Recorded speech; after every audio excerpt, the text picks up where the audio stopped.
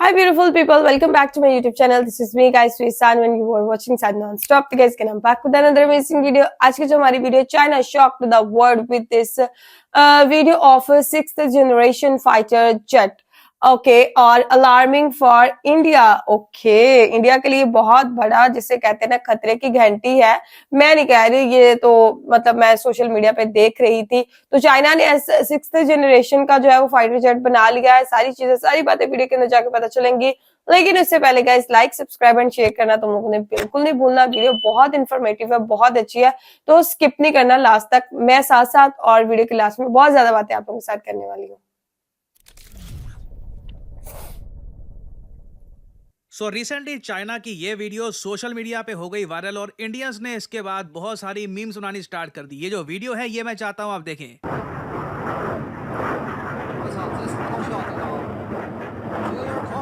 इसको टेस्ट कर रहे हैं।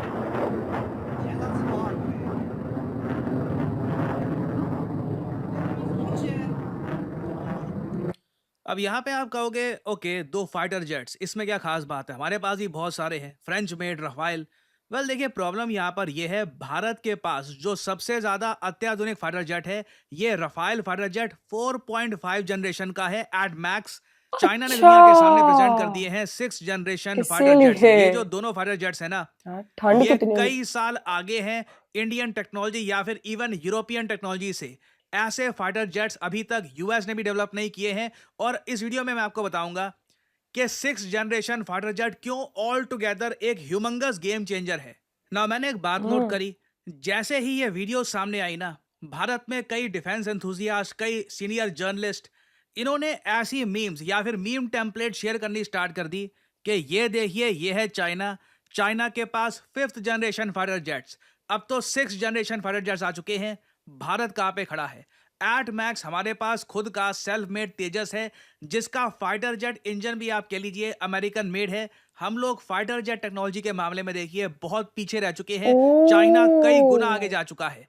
कई टेक्नोलॉजीज है जहां पे हम चाइना के साथ कंपीट भी कर रहे हैं। फॉर एग्जांपल मैं कहूंगा स्पेस में एक बार को चाइना थोड़ा सा आगे है, मगर हम भी आगे बढ़ रहे हैं। इसरो बहुत अच्छा काम कर रहा है अपने आप में, जिस तरीके से हमारे स्पेस मिशन आगे बढ़ रहे हैं। मोस्ट प्रोबेबली इंडिया का इवेंचुअली एक इंडियन स्पेस स्टेशन, भारतीय स्पेस स्टेशन बन जाएगा। मगर फाइटर जेट टेक्नोलॉजी के मामले में बहुत पीछे रह गए और कई लोगों ने इस मीम टेम्पलेट के वेरियस और वर्जन निकालने स्टार्ट कर दिए। फॉर एग्जांपल इधर आप देख पाओगे, एक यूजर ने ये पोस्ट किया कि देखिए HAL बिजी है ये कैबिनेट्स वगैरह बनाने में, कुर्सियां बनाने में, फ्रॉम रिसाइकलिंग, वेरएज चाइना कहां पे पहुंच गया। कहीं ना कहीं देखिए ये जेन्युइन फीलिंग है कि हम लोग बहुत ही पीछे रह गए हैं। हमारे यहाँ बस फ्रीबीज बांटी जा रही है और डिफेंस बजट जितना होना चाहिए था उतना है नहीं।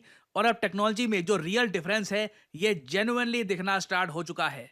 और ऐसा नहीं है कि लोगों ने बस सोशल मीडिया पे ये पोस्ट डाली। आप अगर इवन आर्टिकल्स पढ़ोगे ना, वहां पर भी हेडलाइन में ये लिखा है, इंडियन हेडलाइंस में, चाइना स्टन्स द वर्ल्ड। क्योंकि देखो, रशिया का भी एक 6th जनरेशन फाइटर जेट वो लोग बना रहे हैं, मगर ऐसी कोई वीडियो सामने नहीं आई है। चाइना बहुत ही आगे निकल चुका है। मैं कहूंगा इवन यूएसए से भी इस मामले में धीरे धीरे चाइना आगे निकल रहा है।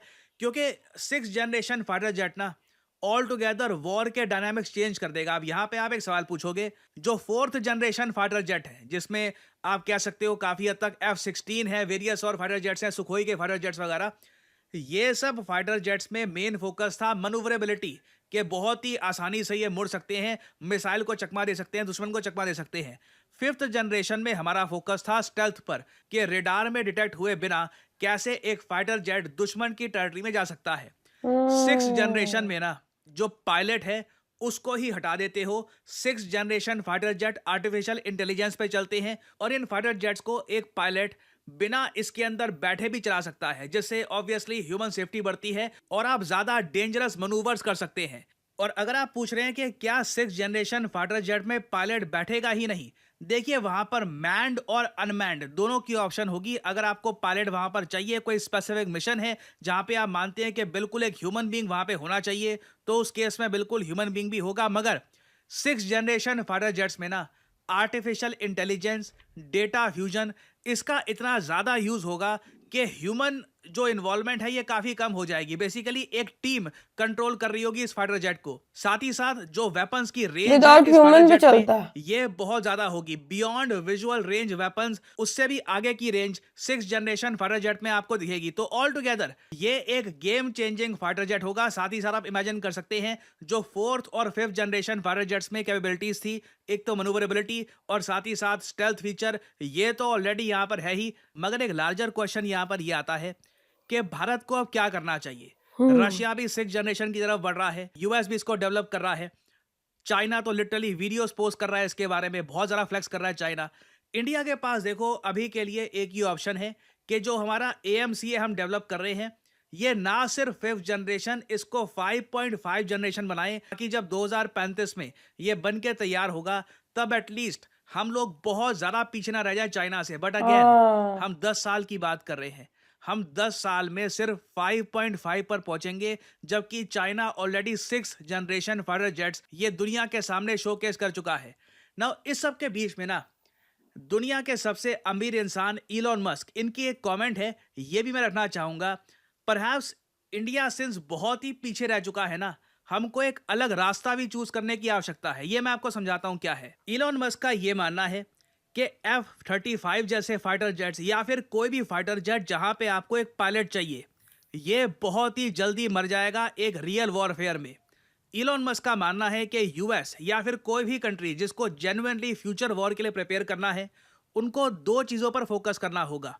एक, हाइपरसोनिक मिसाइल जो दुश्मन के मिसाइल डिफेंस सिस्टम को भेद कर हाँ। डायरेक्ट इंपैक्ट कर पाए, भारी नुकसान कर पाए। दूसरा, लॉन्ग रेंज ड्रोन्स। देखिए रशिया यूक्रेन वॉर में एक बात हम सबने देखी है, रशिया के पास बिल्कुल ज्यादा आधुनिक एयरफोर्स है, मगर रशिया लार्ज भी तो स्केल इंडिया का वॉरफेयर साथ में देता वो एयरफोर्स और कभी इतना कुछ वॉर हो कर नहीं जाती। पाई। रशिया ठीक है बीच बीच में बॉम्बिंग कर देता है, मगर यूक्रेन के जो सस्ते ड्रोन्स हैं, टर्किश मेड ड्रोन्स, प्राइमरली बायक्टर और वेरियस और टाइप के सस्ते ड्रोन्स, इन्होंने रशिया में हैवी डैमेज किया है। हमने बहुत सारी वीडियोस देखी हैं जहां पर रशियन बिल्डिंग्स में ये ड्रोन्स जाकर टकरा रहे हैं, बहुत सारे रशियन सैनिकों को इन ड्रोन्स ने मारा है।